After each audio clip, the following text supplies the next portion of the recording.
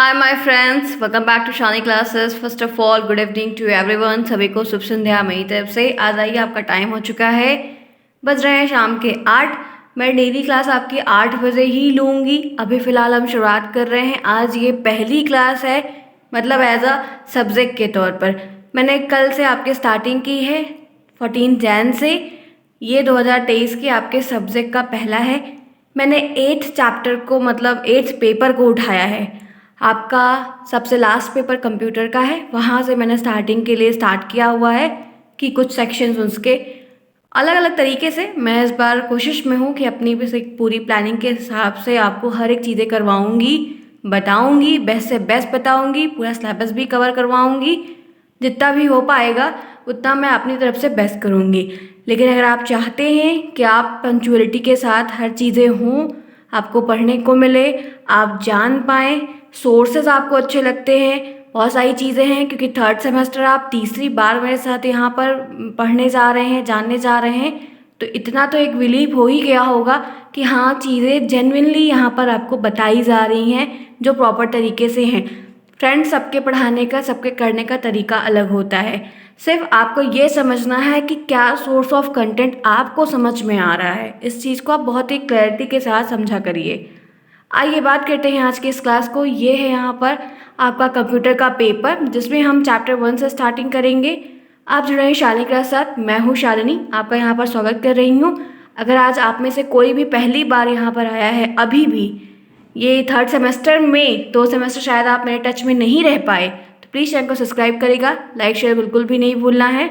फिलहाल के लिए आप सब पुराने हैं, जुड़ रहे हैं, डेली आइए, टाइम पर आइए, क्योंकि आपके छोटे छोटे लाइक्स जो होंगे वो मेरे लिए काफ़ी वैल्यूएबल होंगे।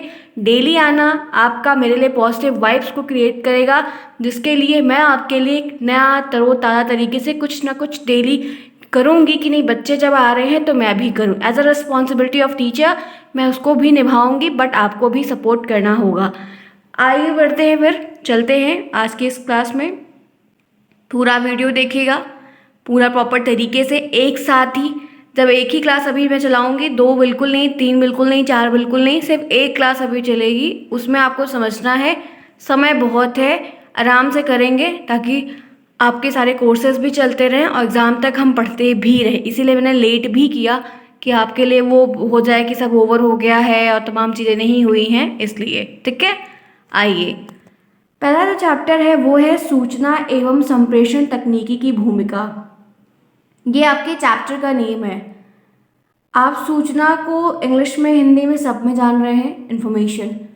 अब ये एक अलग कंटेंट ऑफ मैटर है कि वो कौन सी इन्फॉर्मेशन। हर फील्ड की अपनी इन्फॉर्मेशन है, घर की, बाहर की, फ्रेंड्स की, कॉलेज की, पढ़ाई से संबंधित, किसी काम से संबंधित, प्रोजेक्ट से, हर चीज़ से। सूचना मतलब सूचना किसी भी सोर्स से। संप्रेषण के शब्द से भी आप वाकिफ है, आपने इसको शिक्षण अधिगम डीलेट फर्स्ट सेमेस्टर में पढ़ा है। संप्रेषण का पूरा एक वहाँ पर चैप्टर दिया गया है। संप्रेषण को इंग्लिश में कम्युनिकेशन कहते हैं। जैसा कि मेरा और आपके बीच में एक कम्युनिकेशन हो रहा है, आपका आपके फ्रेंड्स के साथ, आपका आपके फैमिली मेम्बर्स के साथ, आपका आपके कॉलेज वालों के साथ, बहुत अलग अलग सोर्सेज से। काम का है कहीं पर तो काम पे, स्कूल कॉलेज में है तो वहाँ पर। तकनीकी आप जानते हैं, टेक्निक मतलब वो माध्यम, वो तरीका, भूमिका, रोल प्ले करना। तो मैंने आपको चैप्टर को स्टार्ट करने से पहले जो जो शब्द थे वो बताया कि इसमें एक्चुअल में क्या है, ताकि आप इस नाम से एक एनालिसिस कर पाओ कि हमको इस चैप्टर में क्या पढ़ना है। इस चैप्टर में पहले पढ़ोगे, पढ़ने के बाद आपको ये पता चलेगा कि क्या क्या पुटअप हो सकता है क्वेश्चन इन पैराग्राफ से। आपके मन में क्वेश्चंस के थॉट प्रोसेस चलने चाहिए कि हाँ, इन चैप्टर से ये प्रश्न इस तरीके का बन जाएगा जो हम कर लेंगे। ये ज़रूरी नहीं है कि वो क्वेश्चंस आपके सिर्फ सीरीज में दिया हो और आप उतना ही पढ़ें। ठीक है, ध्यान रखिए। इस समय आप थर्ड सेमेस्टर में आ चुके हैं। अब आपका सेकंड का रिजल्ट जब भी आ जाएगा, 1.5 महीने बाद, जो भी रहेगा सीन पता चलेगा। अब आपको थर्ड और फोर्थ सेमेस्टर में डीलेट को पास करने के लिए नहीं पढ़ना है। सेकंड तक आपने पढ़ा, 1 साल आपने उसमें लगाया।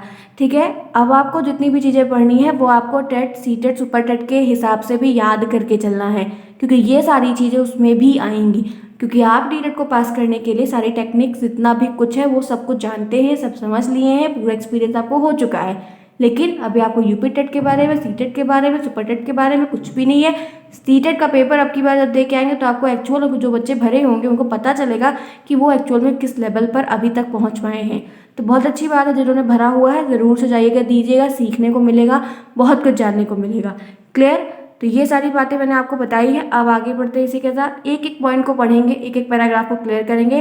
अपनी क्वालिटी आप इंक्रीज करिए, मेरे सोर्स ऑफ पटर आपको क्लियर दिखाई देंगे। चलिए, यहाँ पर एक वर्ड अब की बार के कम्युनिकेशन में आपको ICT मिल रहा है। इस ICT को उठाकर बहुत सारे प्रश्न बने हैं। इसका इंग्लिश में फुल फॉर्म होता है इंफॉर्मेशन कम्युनिकेशन टेक्नोलॉजी। I से इंफॉर्मेशन, C से कम्युनिकेशन एंड T से टेक्नोलॉजी, सूचना संचार तकनीकी। हिंदी और इंग्लिश में फुल फॉर्म है। इंग्लिश बैकग्राउंड से समझने के लिए इंग्लिश में लिया है, हिंदी से हिंदी में लिया है। सिर्फ समझने के लिए, आप इंग्लिश मत लिखिएगा। आपको ICT का फुल फॉर्म पता होना चाहिए, बिकॉज हो सकता है कि हमने भी ऑब्जेक्टिव में पूछ ले। तो यहाँ पर पहला ही चीज़ हमको मिल गया क्वेश्चंस के तौर पर कि सूचना संचार तकनीकी। अब आपको सूचना पता है, संचार आपको पता है, तकनीकी आपको पता है, यानी कि ये क्या है, एक टेक्निक है। आप एक पद्धति, सिस्टम, मैनर, वे, अरेंजमेंट, पाइपलाइन, कुछ भी कह सकते हैं। ये एक वर्ड है अलग अलग चीज़ों के। तो वही चीज़ यहाँ पर है कि आपको इसमें एक टेक्नोलॉजी के बारे में पढ़ना है। ICT मैं पढ़ रही हूँ, पहले पढ़ेंगे फिर समझेंगे। ICT सूचना संचार तकनीकी, इंफॉर्मेशन कम्युनिकेशन टेक्नोलॉजी का लघु रूप है, एक छोटा रूप है, जिसे हिंदी में सूचना और संप्रेषण तकनीकी कहते हैं। क्या कहते हैं? क्या कहते हैं फ्रेंड्स? सूचना संप्रेषण तकनीकी कहते हैं। आधुनिक युग में सूचना संप्रेषण तकनीकी का युग है। ये जो प्रेजेंट टाइम चल रहा है, मॉडर्न टाइम चल रहा है, ये ICT का एक युग है। यह मानव के प्रत्येक पक्ष को प्रभावित करता है। ये ह्यूमन बीइंग के हर एक पक्ष को प्रभावित करता है, उस पर प्रभाव डालता है। इसके अंतर्गत ऐसी तकनीक की बात करते हैं हम, इसके अंतर्गत ऐसी टेक्नोलॉजी की बात करते हैं जो इन्फॉर्मेशन और कम्युनिकेशन से रिलेटेड होती है और जानकारी को साझा करने के लिए किया जाता है, जिसमें हम कुछ इन्फॉर्मेशन को शेयर करते हैं इन टेक्नोलॉजी का यूज़ करके। जब हम हर समय कोई इन्फॉर्मेशन है शेयर कर रहे हैं, बात कर रहे हैं, इन्फॉर्मेशन संबंधित बातें हो रही हैं, तो वो एक टेक्नोलॉजी का युग कहा गया है। आगे बढ़ते हैं। इसके अंतर्गत टीवी आप जानते ही हैं, computer, internet, wireless network, cell phone, broadcasting तकनीकी, जिसमें रेडियो और टेलीविज़न और दूसरे संप्रेषण माध्यम आते हैं। ये जो तरीका होता है, जो वे है, जो परिपथ जिसको हम फॉलो करते हैं इन चीज़ों को शेयर करने के लिए या जानने के लिए बहुत सारे पर्पज़ से, तो उसमें टीवी इंक्लूडेड होता है, उसमें कंप्यूटर इंक्लूडेड होता है, इंटरनेट रहता है, वायरलेस नेटवर्क रहता है, सेल फोन रहता है। ये ऑप्शंस जो हैं वो आपको इस प्रकार से ध्यान रखने हैं कि अगर ऑब्जेक्टिव क्वेश्चंस बनता है कि क्या क्या उसके बीच में आता है, मीडियम क्या क्या होता है या उदाहरण क्या क्या है मीडियम के, तो आप ये सारे नाम वहाँ पर एज अ उदाहरण के तौर पर मेंशन कर सकते हैं। अगर आपसे बहुविकल्पी बनता है तो उसमें से एक चूज़ कर सकते हैं। तो मैंने अभी तक के पैराग्राफ में आपको क्या है वो थोड़ी सी बात बताई और 2 ऑब्जेक्टिव बताया कि कैसा ऑब्जेक्टिव फॉर्म हो सकता है। क्लियर? आगे देखिए, कह रहा है यह कंप्यूटर आधारित डाटा और विचारों का प्रबंधन करता है। ये कंप्यूटर आधारित डाटा मतलब कंप्यूटर आधारित डाटा का एक ही सिर्फ मतलब है सॉफ्ट कॉपी के रूप में। जैसे ये फ़ोन में है, ये एक PDF है, मैंने बनाया है, इसको कोई टच नहीं कर सकता है, मैं भी टच नहीं कर सकती हूँ। इसको टच करना है, अगर मुझे इस पर कुछ छेड़खानी करनी है तो मुझे इसके प्लेटफॉर्म पर जाके चीज़ें चेंज करनी होगी, तो वो एक अलग चीज़ है। लेकिन हम इसको हाथ में नाप ले सकते हैं ना, मैं ले सकती हूँ। तो ये जो डाटा है ये भी तो एक सोर्स ही है। तो ये जो प्रबंधन है ये कंप्यूटर आधारित डाटा है कि जिस सोर्स को हम छू नहीं सकते हैं, सिर्फ ऊपर से देख सकते हैं, वो हमारे हाथों में नहीं है। यह उन तकनीकी को संबंधित है, मतलब उनसे रिलेटेड है, जो टेली संचार कम्युनिकेशन के माध्यम से सूचना प्रदान करते हैं। हम इसमें ऐसी चीज़ों को इसमें रिलेटेड होती हैं जिसमें हम टेली संचार के माध्यम से सूचना प्रदान करते हैं या लेते भी हैं। सूचना तकनीकी ज्ञान कौशल अभिवृद्धि प्रदान करने की एक नवीन और उभरती हुई विशिष्ट शैक्षिक प्रक्रिया है। ये जो ICT है ये कौशल स्किल को अभिवृद्धि प्रदान करने के लिए एक नया, एक आधुनिक, एक मॉडर्न तरीके से एक शैक्षिक प्रक्रिया है जो हम शिक्षण में, लर्निंग में, टीचिंग में भी इस्तेमाल करते हैं ऑन अ डेली बेसिस, जिससे समय और स्थान शिक्षण अधिगम में कोई फर्क नहीं होता, जिससे समय का और उस प्लेस पर शिक्षण अधिगम पे कोई ज़्यादा विशेष जोर नहीं पड़ता, मतलब कोई ख़राब होने की चांसेस नहीं है, डिले होने की चांसेस नहीं है, वो उसी तरीके से एज़ यूजुअल चलता जाता है। और इस तकनीकी के माध्यम से, इस टेक्नोलॉजी का हम यूज़ करके, यहाँ पर एक सेकेंड, इसके माध्यम से दुरुस्त छात्रों को भी उत्तम शिक्षा प्रदान कर सकते हैं। अगर हम when we use this technology we also approach distance student, हम अगर ऐसी टेक्नोलॉजी को करते हैं, अप्रोच कर रहे हैं, तो जो बच्चे दूर हैं, विलेज में हैं, गांव में हैं, कस्बे में हैं, अदर इश्यूज़ हैं, प्रॉब्लम्स हैं, हम उन बच्चों को भी चाहते हैं कि हम उन्हें टीच करें, उन्हें पढ़ाएं, उनकी मदद करें, उनको शिक्षा मिले। तो हम आईसीटी का भरपूर यूज़ करके उनकी हेल्प को किसी न किसी वे से कर सकते हैं। क्लियर? पैराग्राफ पढ़ के कुछ बात समझ में आई आपको कि ये टेक्नोलॉजी क्या है, आपके इस सब्जेक्ट से रिलेटेड क्यों है, इसमें क्या पढ़ना है? Any guesses? कुछ तो मन में चल रहा होगा कि हाँ ये चीज़ है क्या। तो सिंपल सी बात, अभी तक जितना पैराग्राफ पढ़ा उसमें हमने इतनी बात समझी कि आईसीटी एक तरीका है जिसका फुल फॉर्म है इंफॉर्मेशन कम्युनिकेशन टेक्नोलॉजी, जिसमें हम इस माध्यम को यूज़ करके, ये टेक्नोलॉजी का टाइम चल रहा है और हम इनका यूज़ करके इन्फॉर्मेशंस को एक दूसरे से शेयर करते हैं, पढ़ाते हैं, सिखाते हैं। क्लियर? आइए बढ़ते हैं इसी के साथ आगे, देखते हैं। अब इनके जो लक्ष्य हैं उसको जानते हैं एक एक पॉइंट करके। आपको लक्ष्य लिखने को आ सकता है, विशेषताएं, लक्ष्य, आवश्यकताएं, महत्व, ये जितने उद्देश्य, ये सारी चीज़ें एक होती हैं, बस उन्हें टॉपिक बड़ा करना रहता है तो उद्देश्य पढ़ लीजिए, महत्व पढ़ लीजिए। ये नहीं तो ऑलमोस्ट अल्टीमेटली कैरेक्टरिस्टिक जो होती है, अगर आपको किसी भी टॉपिक की सिर्फ कैरेक्टरिस्टिक पता है कि इनकी कैरेक्टरिस्टिक क्या है, आपको 5 कैरेक्टरिस्टिक पता है तो आप 5 से 10 बना सकते हैं। You are capable to do that, आप उसको कर सकते हो। तो आप अगर 5 याद रखोगे तो 10 आप बना लोगे, फिर उसको महत्व में भी लिख दो, आवश्यकता में लिख दो, विशेषता में लिख दो, बस शब्द कुछ थोड़ा बदल दो। यही आपको समझना है। अगर आप ऐसे समझते हुए चलेंगे तो आपका जो एक बड़ा सा सोर्स, इतना बड़ा सिलेबस का है, वो छोटा हो जाएगा। क्योंकि आपने एक बात ये 2 बार पेपर देकर देख ली है कि जितना बड़ा कोर्स रहता है और जितना बड़ा कोर्स हम पढ़ते हैं उनमें से सारी चीज़ें नहीं आती हैं। इसीलिए हमको हर एक चीज़ को कंज्यूम वे में, छोटे वे में समझते हुए चलना है कि वो टॉपिक हमारे दिमाग में होना चाहिए, किताबों में नहीं। छोटा सा टॉपिक है उसके बारे में जो कह सकते हैं कि देखो फ्रेंड, किताब की बातें कभी किसी को नहीं याद होती हैं, बहुत रेयर केस में कोई रट ले रहा है तो बात की बात है, नहीं तो याद नहीं होगा। आपको उस चीज़ को जैसे आम भाषा में मोटे तौर पर जो चीज़ें हमारे दिमाग में इस टॉपिक से सेट होती है हमें वही याद रहता है। तो हम कुछ उस वे में भी समझने का प्रयास करेंगे कि हमें मोटे मोटे तौर पर वो चीज़ याद रहे, ताकि हम एग्ज़ाम में बनाकर किसी भी तरीके का प्रश्न आए और लिख लें। ताकि हम पढ़ने से क्या बनना है, हमें ये बनना है कि किसी भी तरीके का उस टॉपिक से प्रश्न बनेगा हम उसको कर ले जाएंगे। Clear? Are you agree with me? होने ही चाहिए फिलहाल के लिए। आइए आगे बढ़ते हैं, देखते हैं। पहला पॉइंट देखिए क्या है, शिक्षा एवं अनुसंधान जनित विषय सामग्री का अधिकाधिक संचार करना, हस्तांतरण करना, समाज के प्रत्येक मानव तक सुलभता से पहुंचाना, इनका जो लक्ष्य है। शिक्षा इंस्टीट्यूट जितने भी विषय सामग्री है, टीचिंग का मटेरियल है, अधिकाधिक संचार करना, ज़्यादा से ज़्यादा कम्युनिकेशन करना, जहाँ हस्तांतरण का मतलब ट्रांसफ़र करना, ज़्यादा से ज़्यादा चीज़ों को मुहैया कराना, उनको देना, समाज के प्रत्येक मानव को सुलभता से पहुंचाने का प्रयास किया जाता है।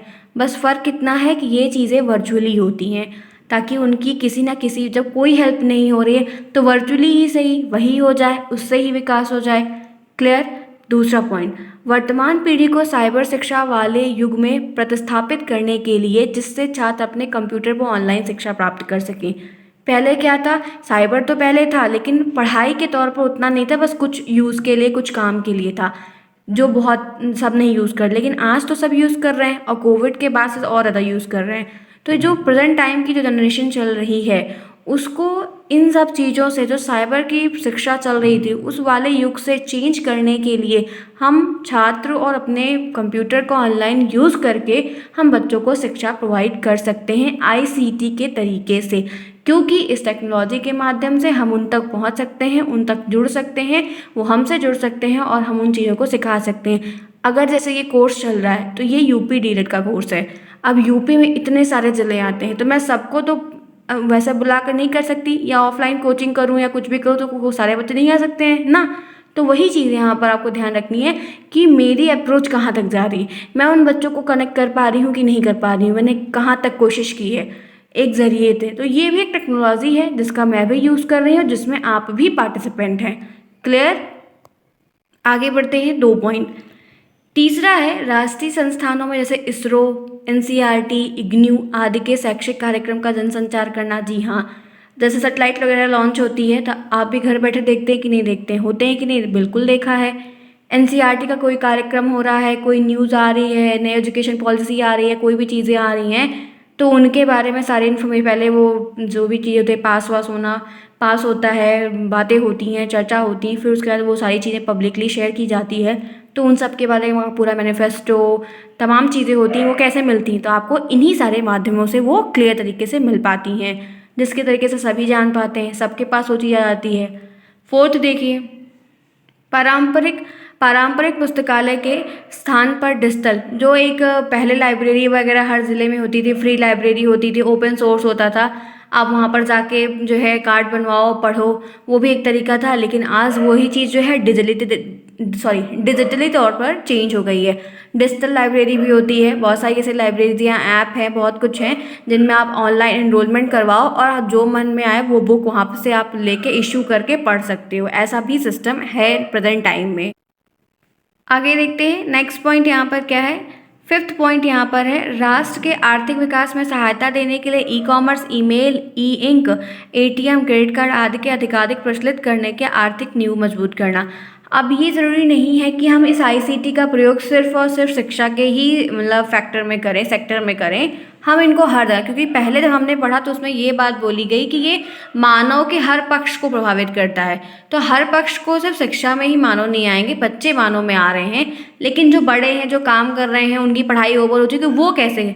तो उनके लिए कोई ई-कॉमर्स का बिजनेस कोई कर रहा है तो उसमें, कोई ईमेल भेज रहा है उसमें, कोई एटीएम कार्ड का कुछ भी काम हो रहा है, बैंकिंग का कोई सेक्टर का काम हो रहा है, तो हम उसमें भी आईसीटी का बढ़िया प्रयोग करके कार्य को कर। जैसे मैं आपको बताऊं कि ऐसे कोई दिक्कत आ गई आपके बैंक में, तो बैंक वाले उस चीज़ को अगर कार्य नहीं कर रहे हैं तो आप जो है ऑनलाइन सर्च करो, उस बैंक की ब्रांच पे कंप्लेन करो, तो आपने उस ब्रांच पे या तो जाओ पर्टिकुलरली, नहीं तो आप उस पर जो है ईमेल डालो, फिर वो और अपने ऊपर सुपरवाइज़र को भेजते हैं। आपको कंज्यूमर कोर्ट का वो मिलता है, ऑप्शन मिलता है, और आपको चैट करने के लिए भी बहुत कुछ मिलता है। तो वो सब क्या है, ये आईसीटी का ही प्रयोग है, जिसके द्वारा आप अपनी बात उन तक पहुंचा पाते हैं, जब यहाँ पे आपकी जो छोटी ब्रांच है वो नहीं सुनती है। ऐसा बहुत कुछ देखने को मिलता है, बहुत सारी चीज़ें मिलती हैं। आपको किसी छोटे से हब के बड़े अप्रोच को मतलब जहाँ के एक्सेस करना है तो आप इसी का यूज़ करके करेंगे ना, तो वो सारी चीज़ें हैं। तो यानी कि ये हर एक फैक्टर पर कैसे प्रभावित कर रहा है वो बात मैं बता रही हूँ। यहाँ तक क्लियर हो गया? तो मैंने आपको इसमें से 5 पॉइंट लिए हैं। सूचना संप्रेषण तकनीक के लक्ष्य क्या होते हैं, अगर आता है, नॉट नेसेसरी कि आएगा, अगर आता है तो आप 2 पॉइंट 3 पॉइंट लिख सकते हैं आराम से, नो प्रॉब्लम। अब ये टॉपिक हो गया, 2 टॉपिक मैंने आज आपको बताया। आगे बढ़ते हैं, अब देखते हैं सूचना संप्रेषण, इस आईसीटी जो हम पढ़ रहे हैं इतनी देर से, उसकी नेसेसिटी क्या है, उसकी इम्पोर्टेंस क्या है, आवश्यकता एवं महत्व, बोथ आर सेम। पहला पॉइंट है, दिनों दिन शिक्षा की बढ़ती मांग को पूरा करने के लिए, जो डिमांड बढ़ रही है उसको फुलफिलमेंट करने के लिए, छात्रों की शैक्षिक आवश्यकता की पूर्ति के लिए सूचना संप्रेषण तकनीक का अधिक महत्व है। जो डेली बेसिस पे पहले उतना नहीं था, अब बहुत ज़्यादा हो रहा है। अब बहुत सारी चीज़ें बढ़ रही हैं, डिमांड बढ़ रही है और हर एक सेक्टर में बढ़ रही है, वो भी इस पढ़ाई को लेकर, हर एक फील्ड की पढ़ाई को लेकर। तो इन सब चीज़ों की जो ज़रूरत है, इन सब को ध्यान में रखते हुए आईसीटी की बहुत ज़्यादा ज़रूरत पड़ रही है। अब तो स्कूल्स भी, कॉलेज भी, डिग्रियां भी सबको ऑनलाइन मिल जा रही है, वो भी फॉरेन कंट्रीज़ की भी मिल जा रही है आपको यहाँ पर बैठे बैठे। तो वही सारी चीज़ें हैं कि आप जिस तरीके से डिमांड बढ़ रही है, स्टूडेंट्स की शैक्षिक आवश्यकताओं को पूर्ति करने के लिए, बच्चों की नीड्स को फुलफिलमेंट करने के लिए हमको इसकी बहुत ज़्यादा इस तकनीक की इम्पोर्टेंस है। हम यूज़ करते हैं, हमारा काम आसान हो जाता है, हमें परेशानियाँ कम उठानी पड़ती हैं। आगे बढ़िए, समझ में आ रहा है ना सभी को?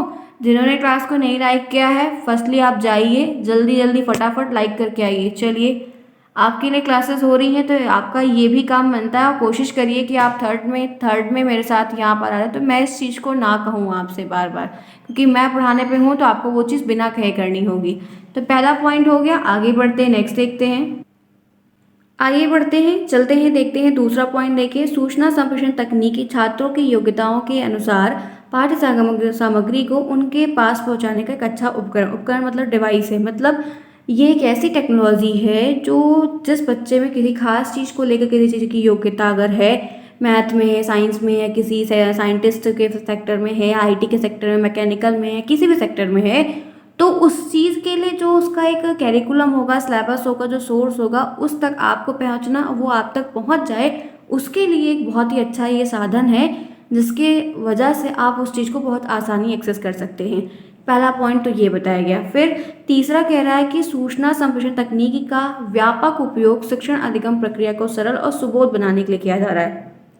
आप भी पढ़िए मेरे साथ, तभी आपको भी समझ में आएगा। ये कह रहा है कि जो ये आईसीटी टेक्नोलॉजी है, इनका यूज़ हम बहुत व्यापक तरीके से कर सकते हैं, लॉट्स ऑफ अमाउंट में, ह्यूज अमाउंट में। क्यों? क्योंकि हम जैसे कोई चीज़ पढ़ रहे हैं, कर रहे हैं, तो हमको उसको हम चाहते हैं कि वो हमारे लिए ईजी हो जाए। स्टार्टिंग में अगर हम टफ सेक्शन में हिल जाते हैं तो हमें लगता है कि नहीं, मुझे बैकआउट कर लेना चाहिए।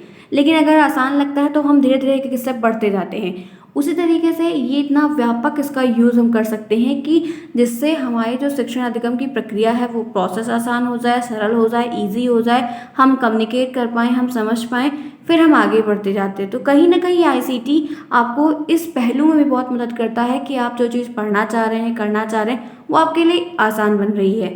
फोर्थ देखिए, औपचारिक, निरौपचारिक और अनौपचारिक, फॉर्मल, इनफॉर्मल, नॉन फॉर्मल, तीनों प्रकार की जो एक एजुकेशन सिस्टम है, उसमें ये काफ़ी केंद्रीय महत्व को निभाता है। हाँ बिल्कुल, एक सेंटर पॉइंट ऑफ की तरह ये रहता है, जिसमें आपकी फॉर्मल अगर पढ़ाई हो रही है, कोई तरीका है, तो उसमें हेल्प करेगा, नॉन फॉर्मल है उसमें भी हेल्प करेगा, इनफॉर्मल है तो उसमें भी हेल्प करेगा। यानी कि इसकी पहुंच इतनी ज़्यादा है, आप देख सकते हो कि हर सेक्टर में इसने अपना दबदबा कायम किया हुआ है। आपको कहीं भी आप जाओगे, इसके थ्रू आपको वहाँ पर काफ़ी कुछ ईजी मिलेगा, आसान मिलेगा, आप कर पाओगे, आपका काम अच्छा हो जाएगा। क्लियर? पांचवा पॉइंट, सूचना संप्रेषण तकनीक ने दूरस्थ शिक्षा, डिस्टेंस एजुकेशन के क्षेत्र में काफ़ी मजबूती को पकड़ के रखा है। जी हाँ बिल्कुल, क्योंकि इसके माध्यम से जो सेक्टर के बच्चे नहीं पढ़ पा रहे थे, दिक्कत थी, पैसे की भी दिक्कत थी, बहुत सारी प्रॉब्लम्स थी, तो वो भी बच्चे आज शिक्षित हो पा रहे हैं, उन तक भी बातें पहुंच पा रही, उन तक भी जानकारी पहुंच पा रही है, बहुत कुछ उनको भी जानने को मिल रहा है। तो ये आईसीटी कह सकते हैं कि जहाँ पर कमजोरी थी उस क्षेत्र में भी बहुत कार्य किया, और जहाँ पर लोगों को सारा जो इन्वॉल्वमेंट था, चीज़ें नहीं मिल रही थी पढ़ने के लिए, तो उस सेक्टर पे भी इसने काम किया।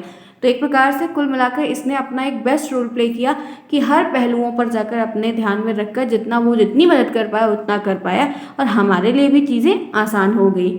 समझ पा रहे हैं?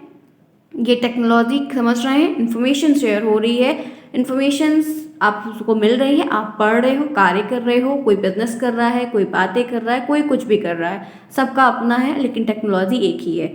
आगे बढ़ते हैं। 6 पॉइंट है, इसे सभी प्रकार के व्यवसायिक, ठीक है, विकसित ट्रेनिंग में भी आप यूज़ कर रहे हो, इसको आप बहुत सारे प्रशिक्षण के दौरान भी यूज़ कर। जी हाँ, जैसे हम आपको बताएं तो आप देख सकते हो कि जैसे कोई योजना चलती है, योजना किसी जिले में, क्षेत्र में चल रही है, तो वहाँ पे कार्य कैसे हुआ, वहाँ का आप एग्जाम्पल उठा के वही सेम काम किसी और जिले में करवाना चाहते हो, तो दिखाते हो, ये देखिए फला जगह पे, फला विद्यालय में फला जगह हुआ था, बच्चों ने, टीचर ने ऐसा किया है, आप भी ऐसा ही करिए, हमें ऐसा ही मॉडल चाहिए।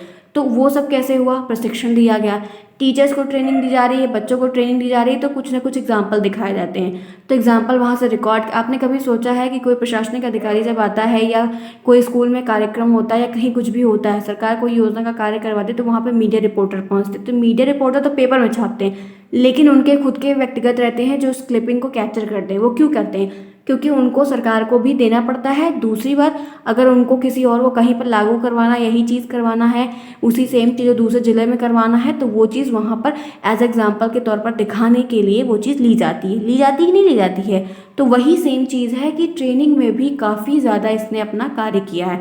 समझ में आ रही है बातें? क्लियर? आगे आइए। कह रहा है 7वां पॉइंट, आईसीटी शिक्षण अधिगम के द्वारा विद्या को अत्यंत रोचक, बहुत इंटरेस्टेड वे में छात्रों को मोटिवेशन भी प्रदान करती है। आपको ये मतलब हर तरीके से इसका जब आपको सारी चीज़ें प्रोवाइड ही मिली तो थोड़ा सा जब मन लो हो जाए तो आपको उस फैक्टर में भी हेल्प कर रहा है। समझ में आई यहाँ तक बातें? क्लियर?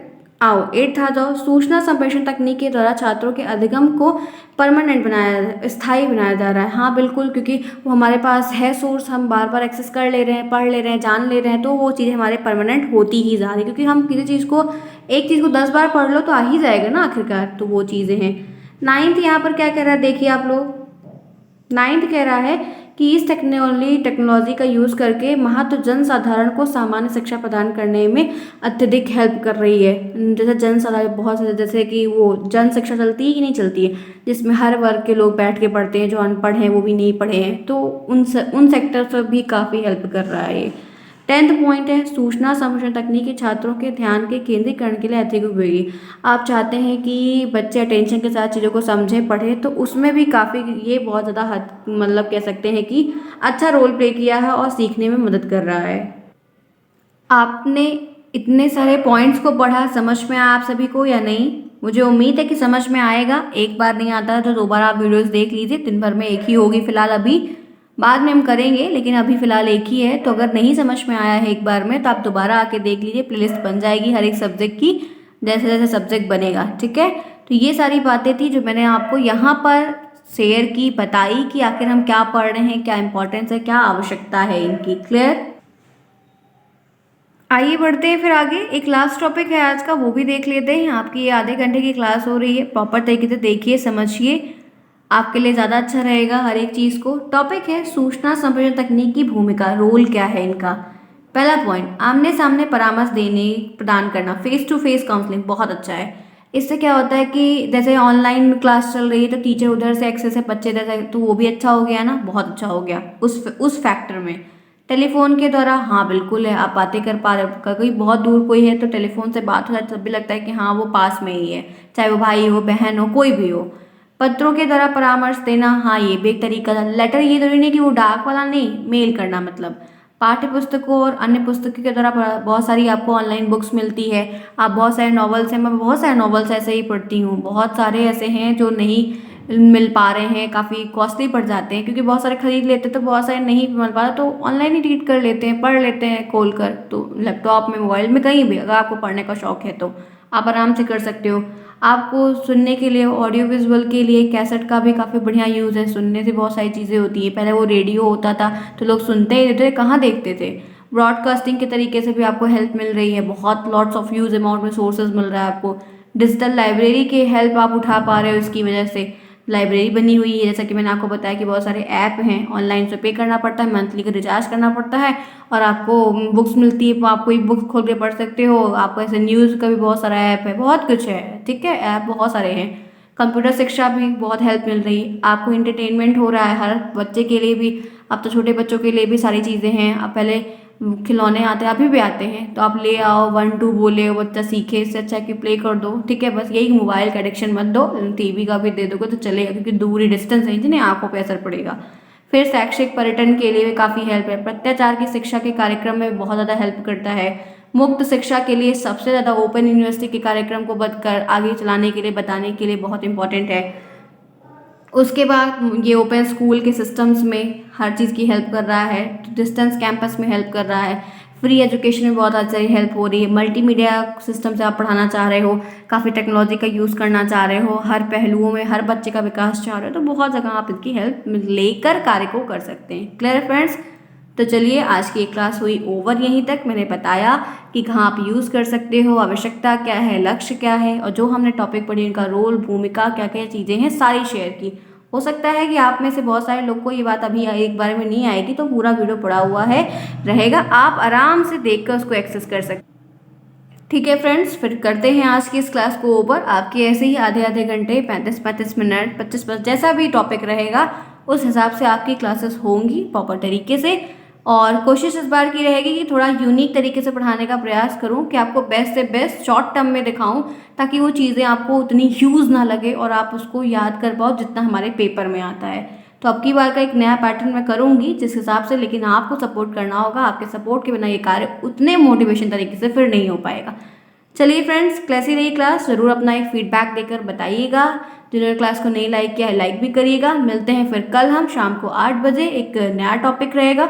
हो सकता है यही सिलेबस रहेगा, नहीं तो हो सकता है कि अगर प्रॉपर तरीके से सब कुछ अरेंज हो गया तो मैं आपको फिर मैथ कराऊंगी। बाकी सारे सब्जेक्ट जो है वो बाद में करवाऊंगी। पहले मैथ पे जोर देते हैं, वो आपके लिए बहुत दिक्कत करता है हमेशा से, और अभी मेरे पास बहुत ज़्यादा समय है तो हम शुरू से ही मैथ को लेकर चलते हैं ताकि दिक्कतें ना बढ़े। तो कोशिश यही रहेगी कि मैथ पे ही पूरा जनवरी अगर हो पाएगा तो मैथ करवाऊंगी। बाकी सब्जेक्ट आप खुद भी समझ रहे हैं, कर लेंगे, सारी चीज़ें हो जाएंगी, नोट्स भी आप बना लेंगे, बुक्स आपके पास रहेगी, जो भी चीज़ें रहेंगी आपको पता चलती रहेंगी। मिलते हैं फिर कल, तब तक के लिए take care, bye bye, see you soon friends.